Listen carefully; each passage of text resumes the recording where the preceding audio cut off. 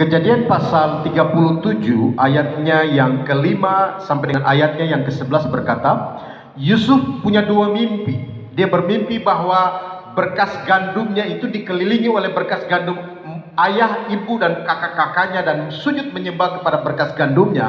Lalu mimpi yang kedua adalah dia melihat matahari, bulan, dan ke-11 bintang sujud menyembah kepadanya. Nah, itu mimpi Yusuf 11 tahun yang lalu, Bapak Ibu yang saya kasih. Tapi kalau saudara baca pasal 41 ayatnya yang ke-40, di situ dikatakan bahwa Firaun kemudian menyerahkan seluruh kekuasaan kepada Yusuf untuk menjadi perdana menteri atau orang kedua di Mesir. Bapak Ibu yang saya kasih dalam Tuhan, semua orang boleh bermimpi, semua orang boleh bahkan harus bermimpi, sebab tidak ada hukum yang melarang orang untuk bermimpi. Tapi yang menjadi masalah adalah banyak orang punya mimpi yang indah, tapi mereka tidak pernah sampai kepada sebuah kenyataan di mana mimpi itu menjadi sebuah kenyataan. Yusuf 13 tahun lalu dia bermimpi, tapi 13 tahun kemudian apa yang dulu dia hanya merupakan mimpi menjadi sebuah kenyataan. Mengapa Yusuf bisa mencapai sebuah kenyataan dari mimpi yang luar biasa 13 tahun yang lalu? Alasannya adalah ini, perhatikan baik-baik. Karena hanya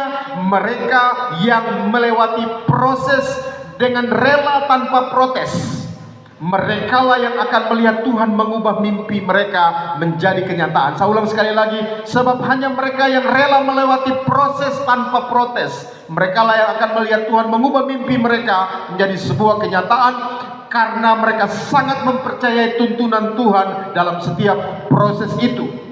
Bapak Ibu yang saya kasih dalam Tuhan, 13 tahun melewati sebuah proses yang berat di dalam muda. Ada rasa, ada pahit, ada asam, ada manis, ada asin, ada tawar, dan semua hal bercampur menjadi satu, Bapak Ibu yang saya kasih di dalam Tuhan. Tetapi marilah kita belajar seperti Yusuf untuk menikmati setiap proses yang Tuhan izinkan kita lewati. Karena dengar baik-baik, hati Bapa mana yang sampai hati melihat anak-anaknya yang sangat dicintainya melewati setiap proses tanpa protes, tapi justru bersyukur, yang tidak mensegerakan pertolongan dan jawabannya bagi doa-doa mereka yang tulus kepadanya. Dia ada Allah-Allah yang tidak lalai menepati janjinya. Ingat pesan ini baik-baik.